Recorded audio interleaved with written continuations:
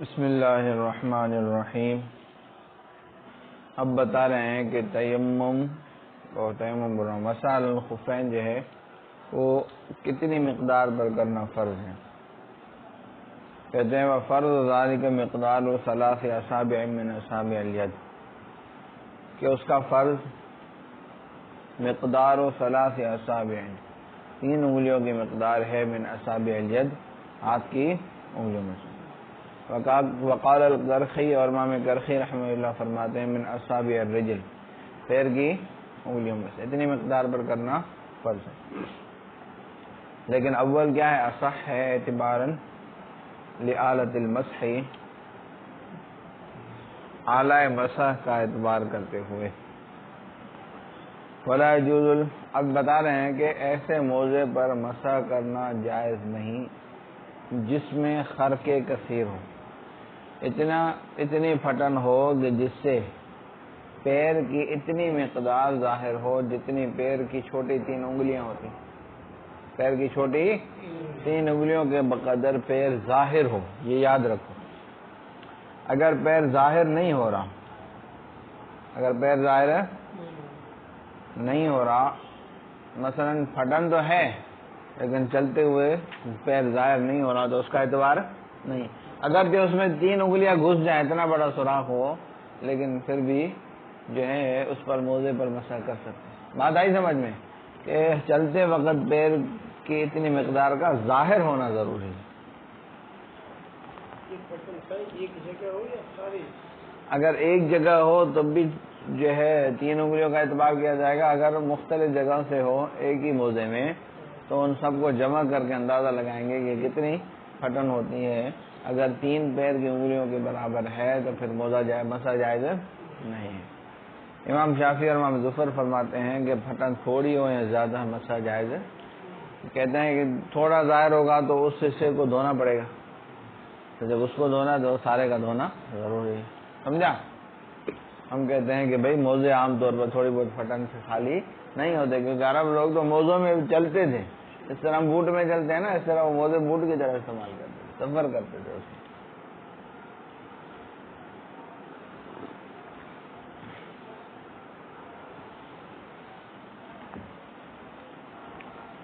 ہاں جی۔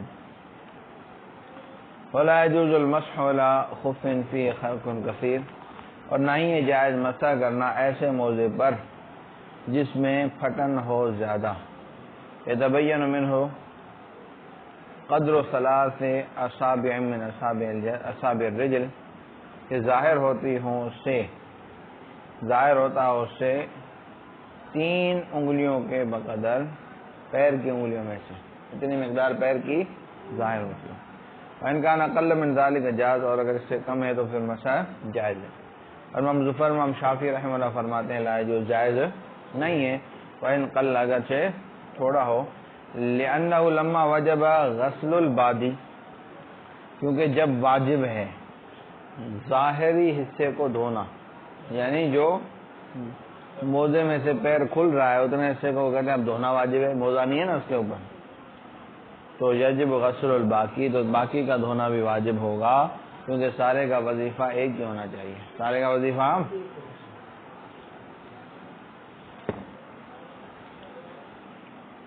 ولنا، ہماری دلیل یہ ہے کہ ان الخفاف کے موضع لا تخلو عن قلیل خرق، عادتاً نہیں خالی ہوتے تھوڑی بہت پھٹن سے عادتاً، فیلحقہم الحرج، بس لوگوں کو حرج لاحق ہوگا، وتخلو عن الکثیر، اور کثیر سے خالی ہوتے ہیں، فلا حرج، اس میں کوئی حرج ہے۔ والکثیر، اور کثیر کیا ہے، ان ینکشف قدر 3 اصابع الرجل، کہ منکشف ہو پیر کی 3 انگلیوں کے بقدر، اصغرها، چھوٹی 3 انگلیوں کے بقدر، وہ صحیح، یہی صحیح ہے۔ لأن الاصل فی القدم هو الاصابع، کیونکہ اصل جو ہے پیر میں وہ کیا ہے، انگلیاں ہیں، والثلاث اکثرها، اور 3 اس کا اکثر ہے، فتقام مقام الکل، لہذا اکثر کو کل کے قائم مقام کیا گیا، للاکثر حکم الکل۔ واعتبار اصغر، اور چھوٹی انگلیوں کا اعتبار کرنا احتیاط کی وجہ سے ہے، ٹھیک ہے۔ آگے وہی بتا رہے ہیں کہ ولا معتبر بدخول انامل، ہوروں کے داخل ہونے کا اعتبار نہیں ہے اذا کان لا ينفرج عند المشي، جب پیر نہ کھلتا ہو چلتے وقت پیر کھلتا نہیں تو انگلیوں کے داخل ہونے کا اعتبار ہے نہ. کوئی کہ 3 انگلیاں جا رہی ہیں تو مطلب اب موزہ پر مسح جائز نہیں ہے، اس کا اعتبار نہیں ہے، بلکہ چلتے وقت اتنی مقدار کھلنی چاہیے.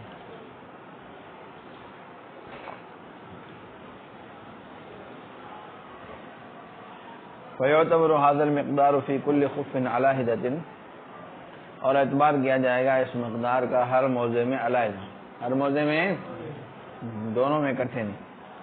فَيُجْمَعُ الْخَرْقُ فِي خُفٍّ وَاحِدٍ، بس جمع کیا جائے گا پھٹن کو ایک موضع میں، یعنی تھوڑی تھوڑی جگہ سے پھٹا ہوا، جس طرح پوچھا انہوں نے کہ اس صورت میں جمع کیا جائے گا. وَلَا يُجْمَعُ فِي خُفَّيْنِ، 2 موضوع میں جمع نہیں کیا جائے گا. لأن الخرق فی احداہما لا یمنع قطع السفر بالآخر، کیونکہ ایک میں پھٹن نہیں روکتی سفر کو طے کرنے سے دوسرے موضع کے ساتھ. ایک پھٹ گیا ٹھیک ہے تو دوسرا تو ہے نا، تو بندہ اتارتا تو نہیں ہے نا، سفر کرتا ہے اس میں. ایک بوٹ پھٹ گیا تو پھر بھی بندہ چلتا رہتا ہے.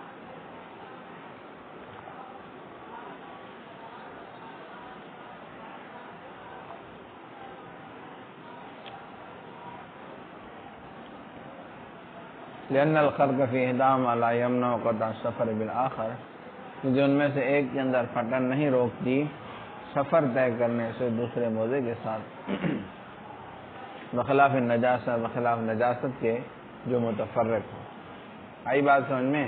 وہ نجاست پورے کپڑے میں چیک کی جائے گی، ایک پانچے میں لگی ہے دوسرے پانچے میں لگی ہے تو سارا جو ہے اکٹھے شمار کیا جائے گا.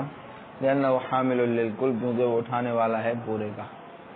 وانکشاف العورت نظیر النجاست، اور سطر کا کھلنا بھی نجاست کے نظیر ہے، کہ تھوڑی ادھر سے کوئی چیز پھٹا ہوا ہے، ادھر سے سارے کو ملائیں گے کہ جب اس کا حساب کریں گے. ولا يجوز المسح لمن وجب علیہ الغسل، اور نہیں ہے جائز مسح اس شخص کے لیے جس پر غسل واجب ہے. پیچھے بولا تھا انشاءاللہ ہم بیان کریں گے. یہ حدیث صفوان، حضرت صفوان بن عسال رضی اللہ تعالیٰ عنہ کی حدیث کی وجہ سے انہو قال، کہ انہوں نے فرمایا کان رسول اللہ صلی اللہ علیہ وسلم، کہ تھے رسول اللہ صلی اللہ علیہ وسلم ہمیں حکم دیتے تھے اذا كنا سفرا، جب ہم سفر پہ ہوتے تھے، کہ اللہ ننزع خفافنا، کہ ہم نہ اتارے اپنے موزے 3 ایام ولیالیہا، 3 دن اور 3 راتیں، لا عن جنابت، جنابت سے نہیں، ولکن عن بول، لیکن پیشاب سے یا پخانے سے یا نیند سے. کس سے؟ لأن الجنابت لا تتکرر عادتا، کیونکہ جنابت بار بار نہیں ہوتی عادت. جنابت پیش بار بار ہے، وضو تو دن میں 5 مرتبہ یا 10 مرتبہ کرنا پڑتا ہے، ہر دفعہ پیر دھونے میں حرج ہے. حرج کیا ہے؟ کہ ٹھنڈ میں مسئلہ ہوتا ہے. فلا حرج فی النزع، لہذا غسل میں جنابت میں موزہ اتارنے کے اندر کوئی حرج نہیں ہے، بخلاف حدث کے. لأنه يتکرر، کیونکہ حدث کیا ہوتا ہے؟ اس کا تکرار ہوتا ہے، بار بار وضو ٹوٹتا ہے نا. فينقض المسح كل شيء ينقض الوضوء، اور توڑ دیتی ہے مسح کو ہر وہ چیز جو وضو کو توڑ دیتی ہے. لأنه بعض الوضوء، کیونکہ وہ وضو کا ہی جز ہے. فينقض أيضا نزع الخف، اور توڑ دیتا ہے اس کو موزے کا اترنا بھی، موزے کا لسرایت الحدث الى القدم، کیونکہ جیسے موزہ اترے گا تو حدث قدم کی طرف سرایت کر جائے گا. حیث زال المانی، جب معنی کیا ہو جائے گا؟ زائل ہو جائے گا. وقضا نزع احدہما، اسی طرح ایک کا اترنا بھی، ایک اتر گیا تو دونوں کا مسح ختم ہوا. لتعذر الجمع بین الغسل والمسح، کیونکہ متعذر ہے جمع کرنا دھونے اور مسح کرنے کے درمیان. فی وظیفۃ واحدۃ، ایک ہی وظیفے میں. سمجھا؟ ایک وظیفہ کون سا ہے؟ غسل رجل، پیروں کا وظیفہ.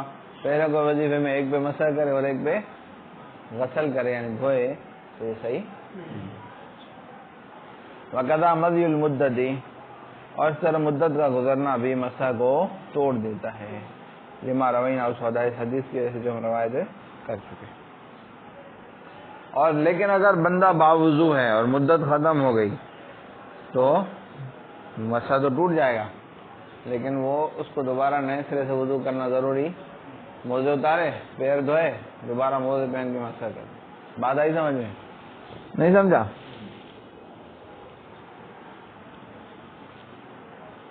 فَإِذَا تَمَّتِ الْمُدَّةُ، جب مدت پوری ہو جائے اور وہ بندہ باوضو ہو، نزع خفیہ، ہاں اپنے موزوں کو اتارے، وغسل رجلیہ، اور اپنے پیروں کو دھوئے، وصلی، اور نماز پڑھے. اور نماز ہے اب جب وضو ٹوٹے گا پھر مسح کرے گا. سمجھا؟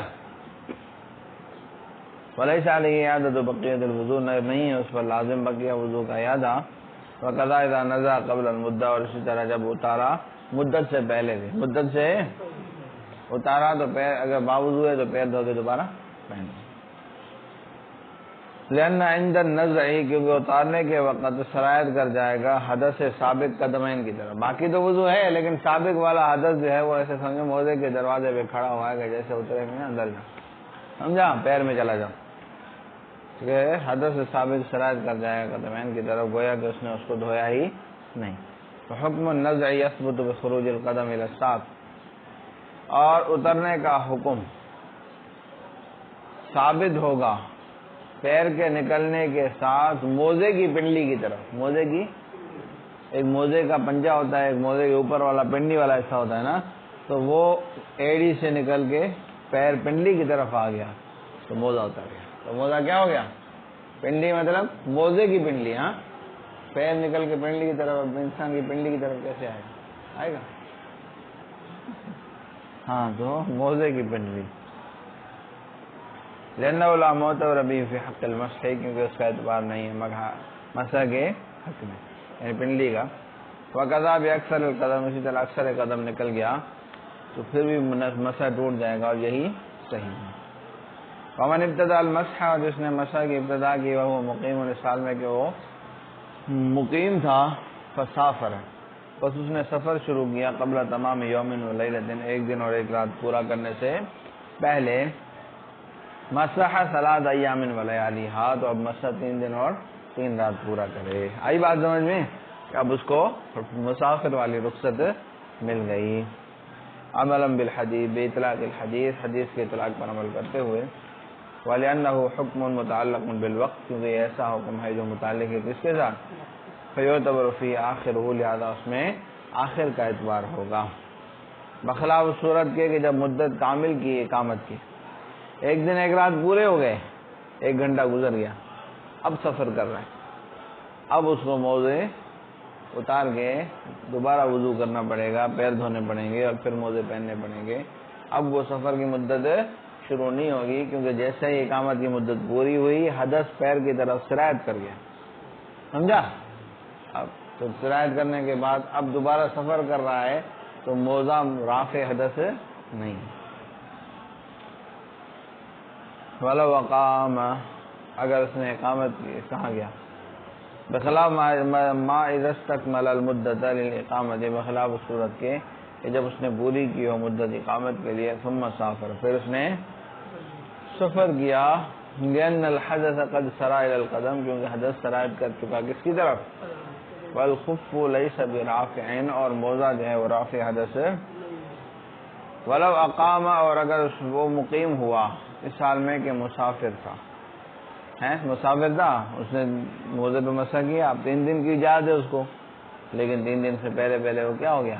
مقیم. تو دیکھیں گے 1 رات 1 دن پورا کیا ہے نہیں کیا. اگر پورا کر لیا ہے تو موزہ اتار دے، اگر نہیں کیا ہے تو 1 دن 1 رات پوری کرے. آئی بات سمجھ میں؟ ولو اقام، اگر مقیم ہوا اس حال میں کہ وہ پہلے مسافر تھا، تو ان استکمل مدت الاقامہ، اگر اس نے مکمل کر لی ہے اقامت کی مدت، نزع، تو موزہ کیا کر دے؟ اتار دے. لأن رخصت السفر لا تبقى بدونہ، کیونکہ سفر کی رخصت باقی نہیں رہتی بغیر سفر کے. سفر کے بغیر رخصت 3 دن کی جو تھی وہ سفر کی رخصت تھی نا. وَإِن لَّمْ يَسْتَكْمِلْ، اور اگر پورا نہیں کیا تو اتمہا، تو اس کا پورا کر لے. لأن هذه مدت الاقامہ، کیونکہ یہ یعنی 1 دن اور 1 رات اقامت کی مدت ہے. وہ مقیم، اور وہ کیا ہے؟ مقیم ہے. چلو بھائی، صلی اللہ تعالی علی حبیبی سیدنا محمد وعلی آلہ وصحبہ اجمعین.